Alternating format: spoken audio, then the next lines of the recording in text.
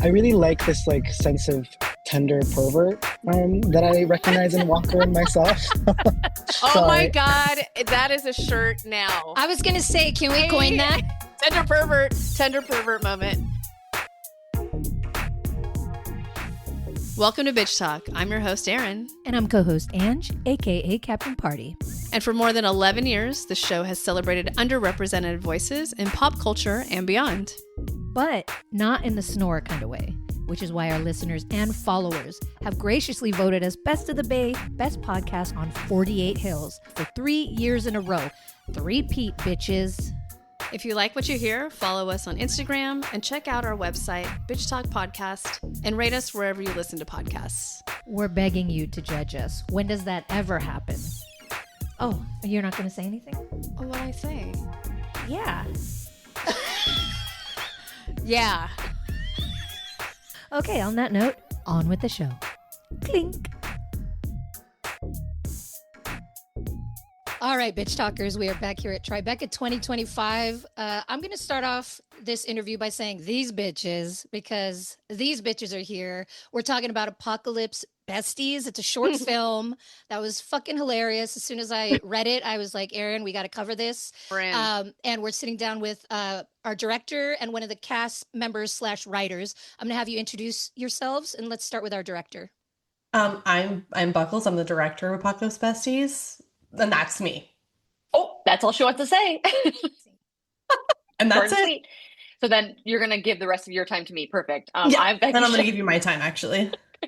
I'm Becky Chicoine. I'm one of the writers and stars, along with my co-writer, my writing partner, Sam Reese, is not here, but she's the one who I wrote this with and starred in it with.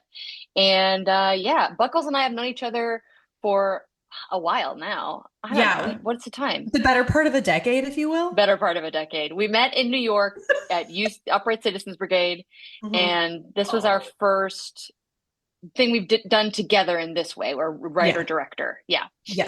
Becky was in my short No Man's Land that's premiered at Palm Springs in 2022, and she's fantastic and hilarious. So this is very fun. It was our first foray into this partnership, if you will.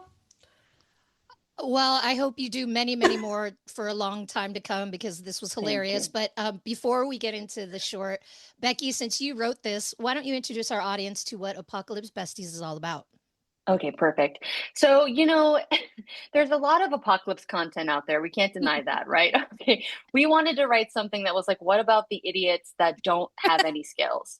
There's so many in all the apocalypse shows. It's like, he was actually an Air Force pilot and he can get us out of here. And it's like, what are you talking about? Those just aren't everywhere, So Sam and I were like, hey, we're two idiot millennial women. Sam does social media for a job. I do nothing, so what are our skills?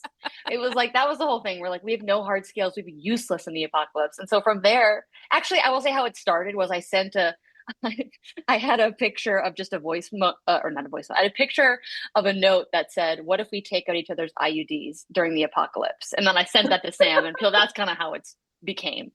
Did I just give away the twist? I might have, but that's okay. I think we all, it's in the log line somewhere. It's maybe. in the log line. It's in the log line. Yeah. It's not a serious question, but it's a little bit serious. But like, you're balancing comedy and a serious topic, because who's not talking about the apocalypse these days, right? Like, I work at a bar. This is a weekly topic.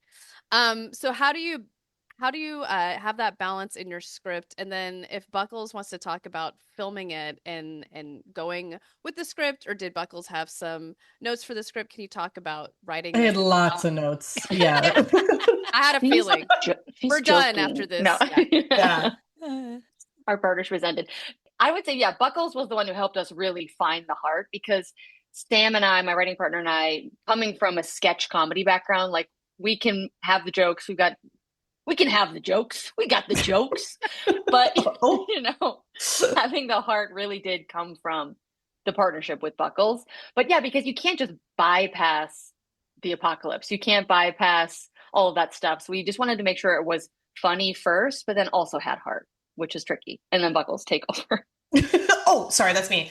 I think that, first of all, a lot of my tone and language in film is very much grounded in a indie gritty drama way and heightened with like the language and absurdity like Becky and Sam's voices. But Becky and Sam are also, I mean, this is like, okay, so Becky is an extremely good actress, not to brag. Wow. Okay, Stop. wow. Stop. But and I think that it's very fun to it's very fun to just play these moments that should be absurd completely straight and sort of make it's like uncomfortable moment too, because especially for comedic performers and comedic actors, it's like you want to be funny. And I think it's like the thing, I think Amy Poehler said this, but it's like if everything is blue, nothing is blue. And so the things that pop, the heart that pops in this short film really pop because it really kind of catches you off guard, especially Sam's monologue and their moment of like, what does it mean to have a kid for me? And I think that especially millennial women, I don't know, I'm like my age are starting to think about having kids. And I know that that's not what this film is about, but we do explore that in this film. And what does that mean to me? And sort of dealing with, I think, Sam and Becky's own conversations of what it means for them as a friendship. What does it mean for them as women? What does it mean for them? So I think really allowing them to sit in that and not having it to be just a comedy, but to sit in that discomfort of what that means in the next stage of our lives was really important. And I mean, Sam and Becky are both just really good dramatic actors as well. So that was fun to make them do that. Like you said, there's so many apocalypse films and and TV shows, and I love watching them. But I always say this I've said this to Aaron before, like if there was an apocalypse, there's no way that I would fight to the end to be the last one standing. I don't want to eat my friend, when they die. I don't want to fight for my land. I make sure I have like a strong amount of booze and canned goods and y'all can have fun. I'll die when it happens. So this is the first thing I've watched about an apocalypse that I'm like, I want to be with you guys. Yeah, yeah, exactly. This is the scene that I want to be in, except for the IUD part, because I've had one and it was painful as hell to get it removed. What are your both experiences? I passed out during mine. Correct. I had to pull the car over because I was fainting in my car. Bro. During the removal for both of you guys? Yes. It was the removal and a replacement. So it was like double whammy. Yes, when you do it at the same time, when you're like getting it removed and replacing it at the same time, it is. I saw this thing recently where I'm gonna fuck this up, but there was an article in the New York Times where they're literally starting to take pain. Yeah. Right? Okay, Aaron, you're nodding. Did you see that? Take it seriously. NPR, all of them are picking it up. Go for it. Yep. Yes. It's something along the lines of just actually taking women seriously when we're saying we're in pain. And that because when I got mine out, I literally immediately it was just like it went black and I just like passed out and they woke up and like, we're all done. What I will say is, okay, great. I'm on my third IUD, and the insertions were the worst thing ever. And I was like, why did I get this put in? Because I'm never gonna have sex anyway. Nobody's coming near me anyway. But I had to get one just solely removed just at once and didn't get it reinserted. And so I was just like preparing and I was just like, this is gonna be horrible. And I truly, it was totally fine. And now that could just be me too. But the removal process, I was like, could I have done that myself? Like I had this thought where it was like, she's like, I feel the strings and I'm just going to, okay. And it's out. And it's like, what the heck? The removal is easier than the insertion. Yeah. The insertion makes me want to die. Nothing to be joked about. Yeah. Well, it was interesting too, because I mean, you can't, I mean, this might be TMI, but whatever, it's bitch talk. You can feel the strings. So yes, you can. This is potentially like you can maybe. So yes, and it's technically to be explored. It's feasible. This is more believable than a lot of the apocalypse TV shows we watch. Let's be honest. I mean, it's like, I love the Last of Us. I love all these shows, but I always feel like, oh my God, it's so hard. And it's just kind of like, I wouldn't, like you said, I'm not going to be like starting the cult. I'm not going to be joining the cult. In fact, actually, I might start a cult, but it would be really different. Yeah. I want to start a cult too, actually. Anyway, carry on. I'm susceptible to anything. I'll buy anything, honestly. No, but I'm not making a long trek across the country on horseback. I'll tell you that. In the snow, never. I'm staying in California. Ever. Yeah, absolutely not. SoCal for life for the apocalypse. I'll go down with the droughts. Yeah. Yeah. The droughts, the fires, all of it. We've been through it. Earthquakes. We got it. Exactly. We're still here. That's also part of it too. It was like when the fires happened in California, which was so sad and scary. It was like Sam and I both had this moment of like, I was like, do I pack my wedding dress? Like, what are you talking about? Like, I don't, Dude, wait, I know. I like, and then Sam packed like 8 cans of tinned fish. She's never had tinned fish in her life. And she's going to San Diego. Like, they have food there, you know, like, didn't make So any, what funny. were we doing? Yeah. Well, just a little more on that topic that whatever, the bar that I work at, we talk about, I'm not kidding. We just talked about this like last week, but it was the conversation of, okay, so fine, you lived through the apocalypse and then what? Right. You know, like, Yeah, do you want to truly, and then do you what? want to rebuild? Like, do you want to like, I don't want to, it's a lot of work. Is my Exactly. script dead at that point? Like, are things still in Yeah. development? I'm just They're not in wondering. development. Okay, Well, what I'll cool. say, like, that's part of like the characters we made in the short. It's like they're delusional. Like they have no skills, but then the Becky character's like, but we can actually repopulate the earth. It's our Yeah. duty. Like just like delusional to like find the purpose so quickly and why we would survive, you know, In one. in 20 minutes. Yeah. I do want to ask though the list on the whiteboard. Good. Yes, Can good. As you is should, that, was it improv? Was it in the script? I mean, It was- talk a little bit about that because gay hands, I mean, I wrote it down. You have to write that down. Gay hands has to be written Gay down. hands. No, it was definitely all Sam and I get this a lot. We there if it's improv, but it's all written down. But what I will say, the process for this short, we wrote the short film and then we had this live show coming up and we were like, wait, what if we actually did the short film as a show? So we rewrote it for the stage and like added more stuff. So from there we like did some improv moments and then took our learnings from the show, put some of that back into the short film. Brilliant. Then so that was That's so like, good. and that's kind of like Sam and I's writing process too, is like, since we're like also performers, we will just try to like beat out a script, we'll perform it like back and forth just for, you know, Sam's partner or my dog. And then we're like, okay, wait, this is what's funny. We'll explore on that. Yeah. But yeah, the list was fully scripted, if you can believe it. No, that's so smart though, because you got to see what played for the audience, so you knew what to Yeah, lean exactly. into comedy wise. Yeah. Well, not only were you and Sam fucking hilarious, but everything down to the set decor and accessories, I guess I will say. Yeah. Yeah. There's a hair accessory maybe that was used that I have been a big fan of for years. Oh, Did you use a merkin? Oh, my the God. hair accessory. I was literally thinking like a scrunchie. I was like, she I forgot noticed too. the And we talked continuity about error this. with the scrunchie. No, I thought we talked It's about this sort right of- before too, and I was like, what is she talking about? Okay. Yeah, she's talking about Becky, you'll hair have to accessory. say why we had a merkin. Well, here's the thing. I got a lot of pubes, but I got married like a month before, and I was like, I have to get a wax. And so I waxed, but I was like, my hair is going to grow back in 6 weeks. It did not grow back. It did So not. I panicked, and our intimacy coordinator, she found us this merkin that shipped from someplace in Palm Springs and would only accept PayPal. So what That do you makes think we're sense. doing? Somehow that Yeah. makes sense. Yeah. The Bears in Palm Yeah. Springs are just shaving it off for the merkins. Because I will tell you that like all the other merkins, like even if you're going on like Amazon or whatever, they're the tiniest little hairs. And I'm like, what's the point of that? I need the Yeah. full bush.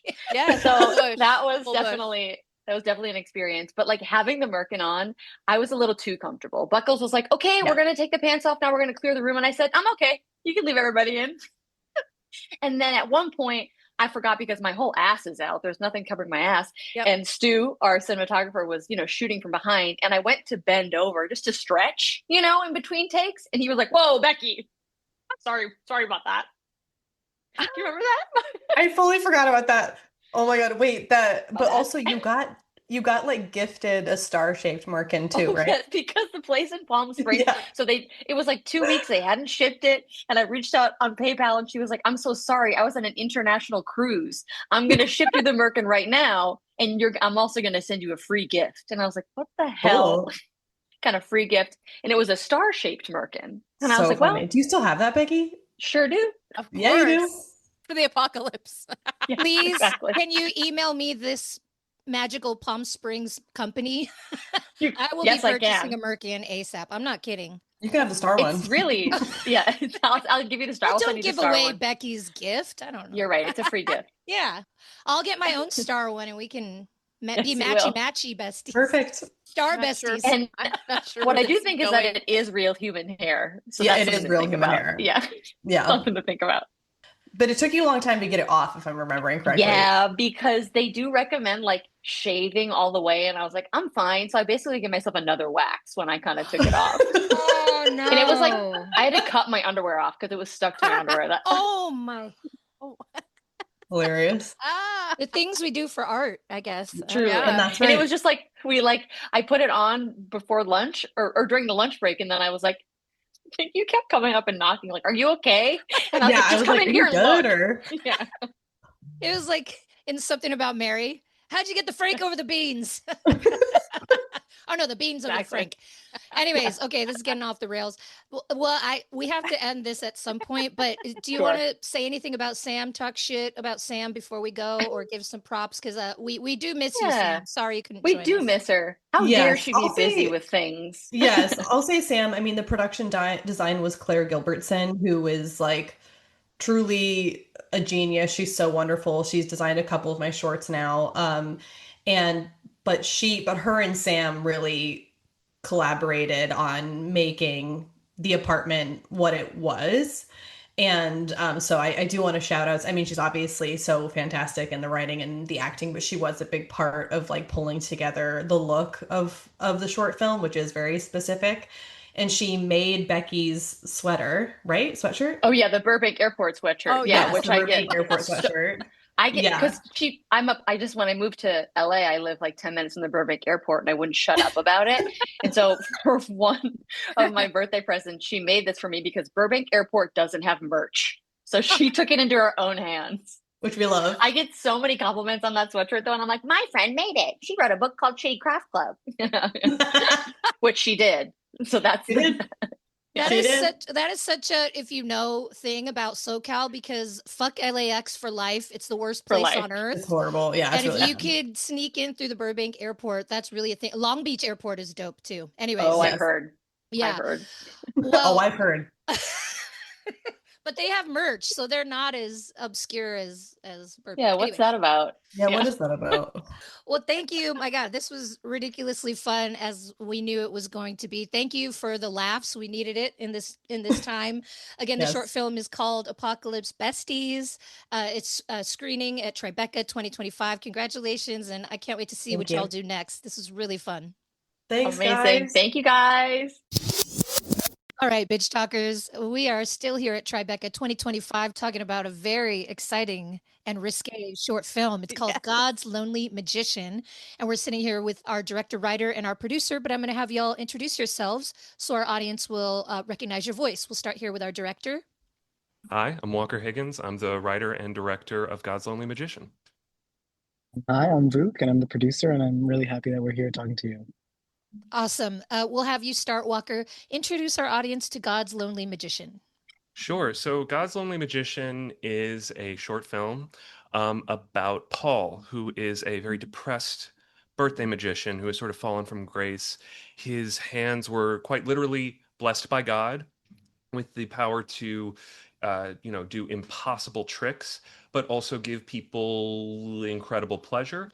And unfortunately, that incredible gift turns into a curse when the love of his life tragically dies. And he spirals downward and downward until the only person that can sort of pick him up is a cocaine-addled birthday clown at a child's birthday party. And it is a comedy, I swear. Oh my God. First of all, I want to start with casting because I love Becca Blackwell. Been a fan for years. So as soon as I saw just the picture of Becca, I was like, yep, we're doing this. I don't care. I don't even care what this is about. I love this actor.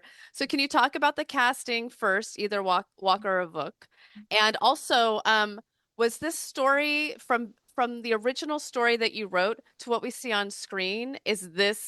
Was this the journey always? That is a great question because, yeah, I feel that the two are very intertwined. In that I think that the first draft of this script was significantly different. In fact, it started almost as a spoof of a filmmaker. It started sort of as a spoof of Paul Schrader's films, which is why the character's name is Paul, and also it's God's Lonely Magician. Anyway, but I went to a lot of the contents of his films are usually, you know, a very depressed man who has a job and is sexually frustrated, sort of monologuing about how angry he is about everything, and how society's let him down. And I went to see a version of that film, where I saw one of his films, Master Gardener, and I came away with that and from that without getting too into that film, I was like, you can't keep getting away with this. It's this sort of, it's the same sort of story over and over again. And so I was like, what's the most ridiculous version of that? And it was A Birthday Magician. So I wrote it almost as a skit, but then I showed it to Vuk, because we have a group where we, you know, meet up like once a month, share a creative project. And I showed it to Vuk as like, oh, here's this little thing that I did. And here's another script. I thought that the other script was what we were going to focus on, and Vuk's response was, "Yeah, yeah, the other script, whatever. What is this? What is this magician thing?" It was just so good. and, and I think that it sort of evolved from there of being, you know, I think the first draft was something like 5 pages, and Vuk's involvement as well as Alana, who's also in our group, who was one of the co-producers, it evolved into what it is now. And part of that was Vuk's suggestion for Becca as the lead. Well, yeah. I was really excited. I mean, I'm a trans writer, director, and producer, and I mean, Becca, what I like about being trans is that I forget that I'm trans. So like when I read the script, Becca just seemed like the perfect person because they are Becca and they would be down with this weird like sex comedy that gets really genuine and touches your heart at one point. And I was just really happy that like we could kind of practice blind casting, if that's something that we could talk of like call it. And you know, Walker saw Becca and was like, you kind of knew a little bit of their work from their TV stuff, but you were super down, and then it just kept getting queerer and weirder and really exciting. Well, I think that with Becca, it was just, yeah, as soon as Vuk showed me their work, it was like, I think that we watched the high maintenance episode that they're in, and it was this combination of like a willingness to just be like very silly and playful and have this incredible sense of humor, as well as like all of this pathos that really grounds the performance, that just felt like it would work so perfectly in the film. And then getting on a call with Becca was immediately, I think we talked for like 30 minutes, not about the film, just about ideas and things. And if anybody, once you talk to Becca, a conversation could go in every single direction. It's very free form. But Yeah. we talked about gender and all of these things, and it just felt like there was, and masculinity, and it felt like there was a way to sort of, I don't know, just that they were perfect, not only in what they could bring to the role through their acting, but also their understanding of the part. Yeah. Yeah. What I loved about this short film is, for me, it tapped into both my childhood traumas and my adult traumas. Like all of it was just right there in front of me. Like Merry Christmas. But another takeaway is, you know, we have a magician and a clown at the helm of this story, but everybody's wearing a disguise, right, in some way, shape, or form. I've been to a kid's birthday party as an adult and seen, you know, the layers upon layers that are happening. So can you talk about how that was always also part of the story? Yeah. Yeah, I mean, yeah, I think that there's always there was a line in the script. It was something about the dads, and it was something about like how they were lying, and that doesn't even come up necessarily. But I do think that it's like that sense of lying, that sense of everyone having a mask, was just, it's, I think it's very interesting and true just in life. All of us are playing a part. All of us have a mask that we're wearing and pretending that we're okay. And it's so obviously not true so often. And I feel like I think that it's something that's very true for lived experience, but it just felt like such a rich sort of place for comedy, is to show that sort of hypocrisy, to show, or to show that clash between how everyone is trying to seem perceived versus how everyone is, just like drinking way too much and the substance abuse and like all of that. It's like, I think that it's something that like I know everyone experiences. And I think that what's also funny with a kid's birthday party is that the kids aren't completely aware of it. They're like running around and being insane, and they're not aware. And so, yeah, exactly as you're saying, Ange, like when you're at a birthday party as an adult, you're looking around like no one's okay. Like everyone is so tired. Oh my God. Like, and then you start a conversation with someone like, yeah, I feel like friends having kids, this has sort of come up. I'm like, how are you doing? And then a glazed over look and just be like, yeah, no, I'm great, doing good. Yeah.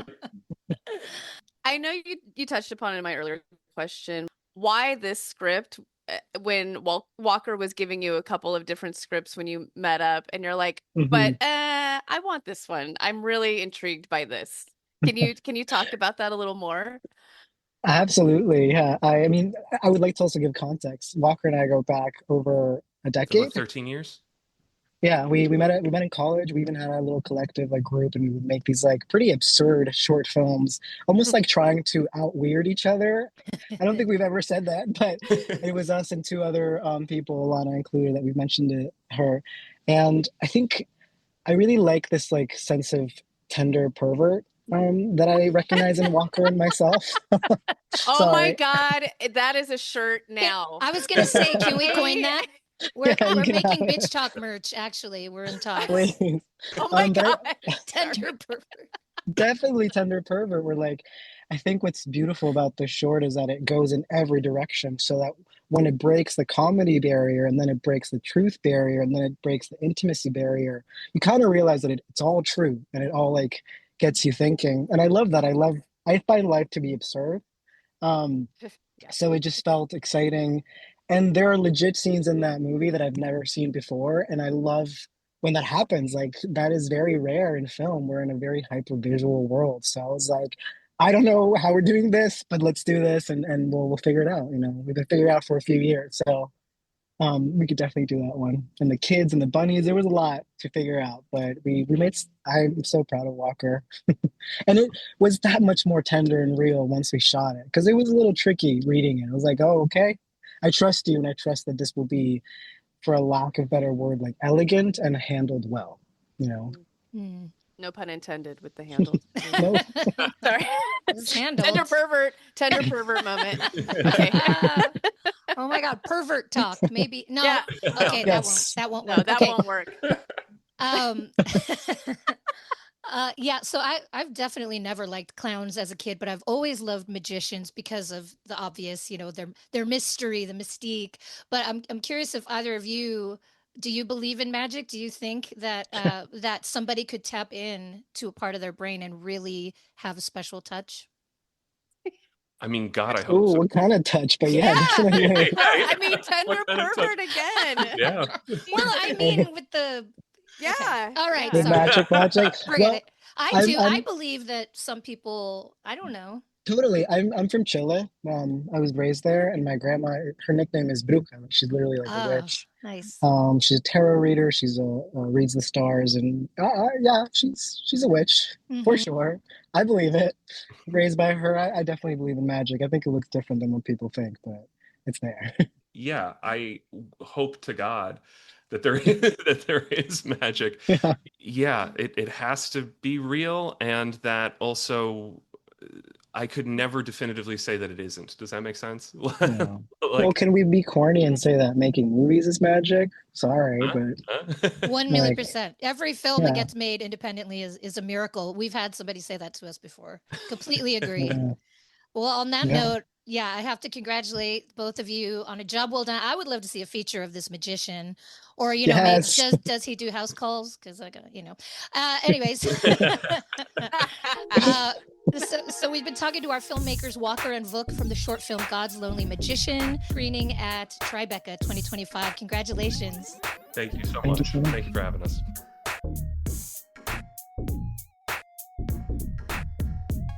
Thanks for joining us on today's show. You can find more information about this episode in our show notes. If you're missing us, you can visit us at bitchtalkpodcast.com to sign up for our newsletter and buy us a cup of coffee. Did you know we're also on the radio? You can find us at bff.fm. And lastly, rate and subscribe wherever you listen to podcasts. All the cool bitches are doing it.